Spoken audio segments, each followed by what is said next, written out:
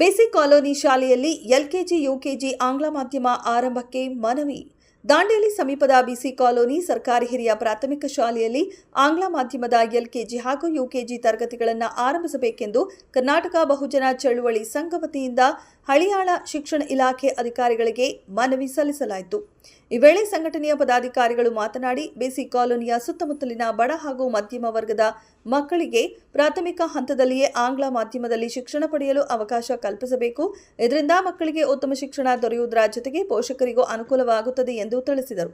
ಆದ್ದರಿಂದ basic colony ಸರ್ಕಾರಿ ಹಿರಿಯ ಪ್ರಾಥಮಿಕ ಶಾಲೆಯಲ್ಲಿ ಶೀಘ್ರದಲ್ಲೇ ಆಂಗ್ಲ ಮಾಧ್ಯಮದ ಎಲ್ಕೆಜಿ ಮತ್ತು ಯುಕೆಜಿ ತರಗತಿಗಳನ್ನು ಪ್ರಾರಂಭಿಸಲು ಸಂಬಂಧಿಸಿದ ಅಧಿಕಾರಿಗಳು ಕ್ರಮ ಕೈಗೊಳ್ಳಬೇಕು ಎಂದು ಮನವಿಯಲ್ಲಿ ಒತ್ತಾಯಿಸಲಾಯಿತು.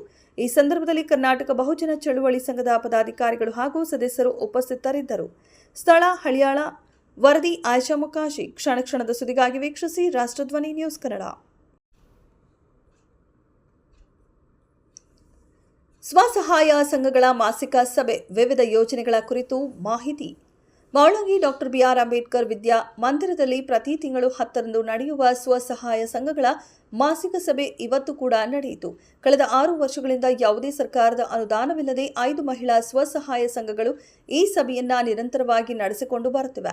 ಈ ಸಭೆಯಲ್ಲಿ ದೇಶಪಾಂಡೆ, ಆರ್.ಸಿ.ಟಿ. ಆನಂದ್ ಅವರು ಭಾಗವಹಿಸಿ ಮಹಿಳಾ ಸ್ವಸಹಾಯ ಸಂಘಗಳ ಸದಸ್ಯರಿಗೆ ವಿವಿಧ ಸರ್ಕಾರಿ ಇಲಾಖೆಗಳ ಯೋಜನೆಗಳ ಕುರಿತು ಮಾಹಿತಿ ನೀಡಿದರು. ಮಹಿಳೆಯರು ಸ್ವಾವಲಂಬಿಯಾಗಲು ಮತ್ತು ತಮ್ಮ ಸಂಘಗಳ ಅಭಿವೃದ್ಧಿಗೆ ಸರ್ಕಾರದಿಂದ ಲಭ್ಯವಿರುವ ಸೌಲಭ್ಯಗಳನ್ನು ಹೇಗೆ ಪಡೆಯಬೇಕು ಎಂಬುದನ್ನು ಅವರು ವಿವರಿಸಿದರು. ಈ ಸಂದರ್ಭದಲ್ಲಿ ಮಾತನಾಡಿದ ಸಂಘದ ಸದಸ್ಯರು, ದೇಶಪಾಂಡೆ, ಆರ್.ಸಿ.ಟಿ. ಸಂಸ್ಥೆಯ ಆನಂದ್ ಅವರು ಮಹಿಳಾ ಸಂಘಗಳಿಗೆ ನಿರಂತರವಾಗಿ ಮಾರ್ಗದರ್ಶನ ನೀಡುತ್ತಿದ್ದು ಸಂಘಗಳ ಬೆಳವಣಿಗೆಗೆ ಬಹಳ ಸಹಾಯ ಮಾಡುತ್ತಿದ್ದಾರೆ ಎಂದು ಕೃತಜ್ಞತೆ ವ್ಯಕ್ತಪಡಿಸಿದರು. ಸ್ಥಳ ಮಾವಳಂಗಿ. ಜಿಲ್ಲಾ ವರದಿಗಾರರು ಆಯಿಷಾ ಮುಕಾಶಿ. ಕ್ಷಣದ ಸುದ್ದಿಗಾಗಿ ವೀಕ್ಷಿಸಿ ರಾಷ್ಟ್ರಧ್ವನಿ ನ್ಯೂಸ್ ಕನ್ನಡ.